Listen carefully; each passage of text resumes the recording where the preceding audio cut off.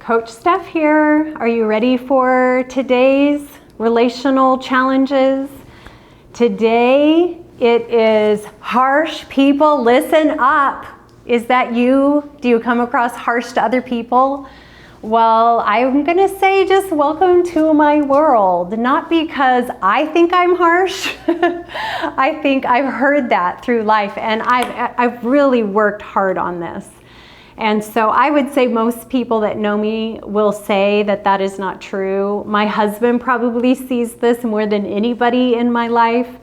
And this may, any of you Enneagram people, if you're Enneagram haters, then just breeze past this little comment right here, but stay with me. I'm an Enneagram 8. And what that means is I'm not afraid of confrontation. I can be very direct. I prefer directness, but I've had to learn over the years that not everybody prefers directness the way that I prefer directness. So in this one, harsh people, listen up. I'm speaking to you. If you are listening to this wanting to know how to work with a harsh person or to handle a harsh person, I'll have another video that comes out that is how to deal with harsh people. So stay tuned and listen to this one, but you'll want to listen to that one as well. So again, I can relate. I really can relate.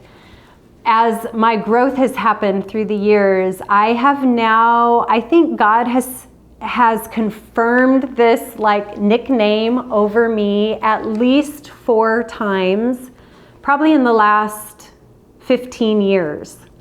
So just in case, I'll throw out there, I'm one of those ladies, don't mind telling my age. I turned 50 this year.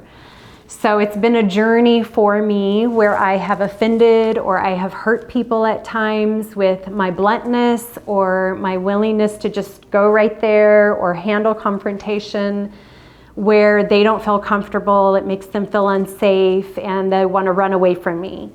So I want you, if you have that label over you that you're harsh, that you don't want to be, your heart isn't to be harsh, but yet it still does seem to be something that you need to refine. That's what we're all about here, refining and growing in our relationships. So as we talk about, velvet hammer, what does that mean to me? Being a velvet hammer is where I am proud of my personality, that I can be very direct, and I do not mind confrontation. That doesn't mean I look for confrontation or I'm trying to make people feel uncomfortable or anything like that. What it means is I am strong in this space that's needed in this world to be able to be confident and strong and hit things head on and be very honest with people. How do I do that? That's the velvet part. How do I do it in a way that makes people feel safe and okay, and I'm not just scaring people away? So that's point number 1, just that connection, that understanding. 2 is win-win.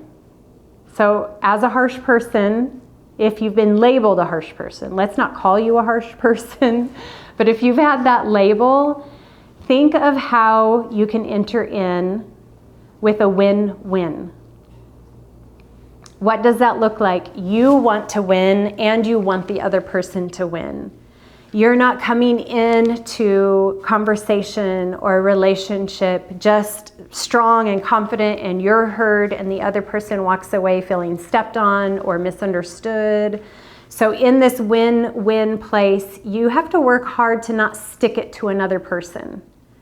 When you do have a tendency to come across harsh to somebody, they can feel wounded easily.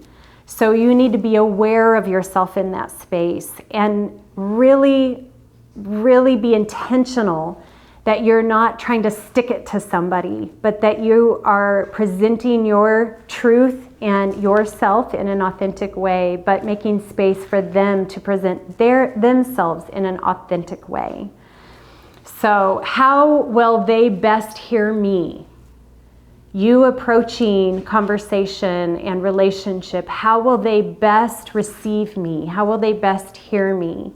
And let that be a marker for you to have at the back of your mind thinking of as you enter into places of relationship. And then third, catch them with honey.